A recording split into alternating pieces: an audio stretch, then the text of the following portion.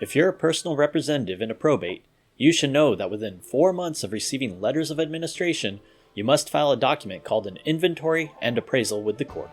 Hi, I'm Paul Grove, Director of the Estate Administration Department at the Law Offices of Daniel Hunt. The Inventory and Appraisal document, or INA as the professionals call it, contains an inventory of the estate's assets and appraises the value of the estate assets.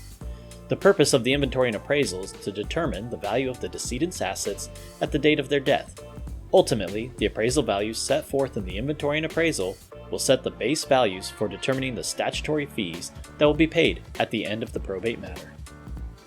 The inventory and appraisal form provides an overall estate value, while the attachment forms provide an itemized list of the estate assets. The inventory and appraisal form requires 2 attachments. Attachment 1, items valued by the personal representative, and Attachment 2, items valued by the probate referee. As the personal representative, you will provide the date of death values for the items on Attachment 1. These values can be obtained by the monthly bank statement, or upon requesting the value from the financial institution. These include cash assets, such as money and other cash items issued on or before the date of the decedent's death, checks issued after the date of the decedent's death, such as checks for wages earned before death, refund or reimbursement checks, cash deposits and money market mutual funds, including brokerage cash accounts, proceeds of life and accident insurance policies, and retirement plans and annuities payable on death in lump sum amounts. Attachment 2 will list non-cash assets, where values may be harder to determine, which must be appraised by the probate referee. Probate referees are qualified appraisers who are appointed by the California State Controller's Office. Assets to be appraised by the probate referee include real property, stocks, bonds, mutual funds, and other securities, tangible personal property such as automobiles, partnership and business interests, household furniture and furnishings. Those may be listed collectively rather than individually. The inventory should include all of the decedent's assets, such as parcels of real property, cash, checking, savings and investment accounts, household furniture, jewelry, collectibles such as coin collections, antiques and record collections, business interests, and any other asset. Describe each item in detail so that it can be properly identified and appraised, including account numbers, legal descriptions, license numbers, and mileage on vehicles. Be sure to clearly designate each item as the decedent's separate property or the decedent's 1/2 interest as community property of the decedent and their surviving spouse. On Attachment 2, be sure to include a blank space after each of these items so the appraisal values can be filled in by the probate referee on the form. The probate referee should return the completed inventory and appraisal with the asset values within 60 days after you submit the document to them.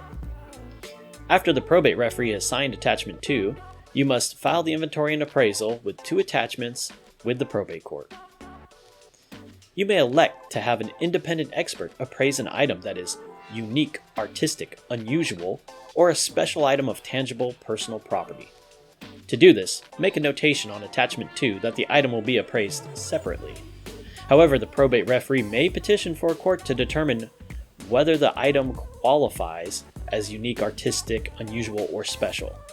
Therefore, be careful with making this request. If the petition fails and the court determines the petition wasn't justified, you may need to pay the probate referee's attorney fees. Also, probate referees do charge a fee for their services. This fee only applies to assets listed on Attachment 2.